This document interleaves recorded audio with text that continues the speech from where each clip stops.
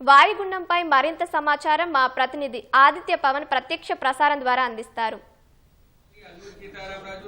ఆగ్నేయ బంగాళాఖాతంలో తీవ్ర వాయుగుండం కొనసాగుతుంది. ఇది మరికొద్ది గంటల్లోనే తుఫానుగా మారే అవకాశం ఉందని విశాఖపట్నం తుఫాన్ హెచ్చరిక కేంద్రం స్పష్టం చేస్తోంది. ప్రస్తుతం గడిచినటువంటి 6 గంటల్లో కూడా ఇది కేవలం 6 కిలోమీటర్లు మాత్రమే ప్రయాణం చేసింది. అయితే ఇది 28వ తేదీ సాయంత్రం కానీ రాత్రి కానీ తీవ్ర తుఫానుగా తీరం దాటే అవకాశం ఉందని విశాఖపట్నం వాతావరణ కేంద్రం అధికారులు స్పష్టం చేస్తున్నారు. ముఖ్యంగా ఈ రోజున కొన్ని ప్రాంతాలకి ఎల్లో అలర్ట్ జారీ చేశారు. అలాగే రేపు కూడా చాలా ప్రాంతాల్లో బలమైన ఈదురుగాలు కొనసాగే అవకాశం ఉన్నట్టు చెప్తున్నారు. ప్రస్తుతం మనతోటి విశాఖపట్నం వాతావరణ కేంద్రం అధికారి జగన్నాథ్ కుమార్ ఉన్న వారిని అడుగుదాం. ఎలా ఉంది పరిస్థితి? ఎప్పుడు తుఫాన్ అయ్యే అవకాశం ఉంది? ఎప్పుడు తీవ్ర తుఫాన్ అయ్యే అవకాశం ఉంది? ప్రస్తుతం తీవ్ర వాయుగుండం కొనసాగుతుంది నైరుతి బంగాళాఖాతంలో. రాబోయే 24 గంటల్లో అది పశ్చిమ వాయువ్య దిశలో పయనించి సైక్లోన్గా లేదా తుఫానుగా పరిణామం చెందే అవకాశం ఉంది. తదుపరి వాయువ్య దిశలోను ఉత్తర వాయువ్య దిశలోను పయనించి తీవ్ర తుఫానుగా పరిణమించే అవకాశం 28వ తేదీ నాటికి ఉంది. తరువాత 28వ తేదీ సాయంత్రం రాత్రి మధ్య ప్రాంతంలో కోస్తా ఆంధ్రప్రదేశ్ మధ్య అనగా కళింగపట్నం నుంచి మచిలీపట్నం మధ్యలో ఉన్న కాకినాడ తీరానికి దగ్గరలో అతి సమీపంలో తీవ్ర తుఫానుగానే తీరాన్ని తాకే అవకాశం ఉంది.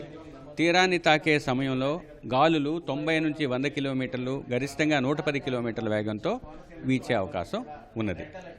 ఇక రాష్ట్రంలో ఈరోజు కొన్ని ప్రాంతాలలో, రేపు పలు ప్రాంతాలలో, 3వ రోజు అత్యధిక ప్రాంతాల్లో, 4వ రోజు ఉత్తర కోస్తాలో అత్యధిక, దక్షిణ కోస్తాలో పలు ప్రాంతాల్లో తేలికపాటి నుంచి మోస్తరు వర్షాలు పడే అవకాశం ఉంది. 5 రోజులు కూడా ఉరుములు మెరుపులు కొనసాగే అవకాశం ఉండటంతో పాటు భూమిపై బలమైన గాలులు వీచే అవకాశం ఉన్నది.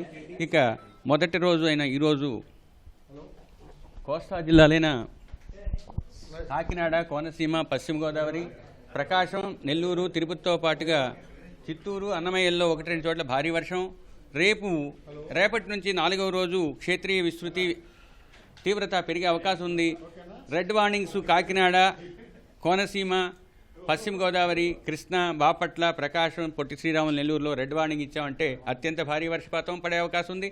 శ్రీకాకుళం, పార్వతీపురం, మన్యం, విజయనగరం, విశాఖపట్నం, అనకాపల్లి, అల్లూరి సీతారామరాజు, తరువాత ఏలూరు, తూర్పుగోదావరి, ఎన్టీఆర్, గుంటూరు, పల్నాడుతో పాటుగా తిరుపతి, చిత్తూరు, అన్నమయ్య, వైఎస్ఆర్ కడప, నంద్యాలలో 1-2 చోట్ల భారీ నుంచి అతి భారీ వర్షపాతం ఉంది. పశ్చిమ రాయలసీమలో ఎల్లో వార్నింగ్ ఇచ్చాము. ఇక 1వ నంబర్ ప్రమాద హెచ్చరికని ప్రస్తుతానికి రాష్ట్రంలో ఉన్న అన్ని పోర్టులకి ఇవ్వడం జరిగింది. 27, 28, 29 ఈ 3 తేదీలు కూడా చాలా కీలకమైనవి. 27వ తారీఖు తుఫానుగానే కొనసాగుతుంది. 28వ తారీఖు సాయంత్రం కానీ రాత్రి కానీ ఇది ముఖ్యంగా కళింగపట్నం, మచిలీపట్నం మధ్య తీరం దాటే అవకాశం ఉందని విశాఖపట్నం వాతావరణ కేంద్రం అధికారులు స్పష్టం చేస్తున్నారు. గంటకి 50 నుంచి ఆ పైబడినటువంటి వేగంతో బలమైన ఈదురుగాలులు తీరం వెంబడి, కోస్తా తీరం వెంబడి కొనసాగుతాయని, అన్ని జిల్లాలు అప్రమత్తంగా ఉండాలన్నటువంటి అంశాన్ని విశాఖపట్నం వాతావరణ శాఖ అధికారులు స్పష్టం చేస్తున్నారు. కెమెరా పర్సన్ ఎస్ శ్రీనివాస్తో ఆదిత్య పవన్, విశాఖపట్నం.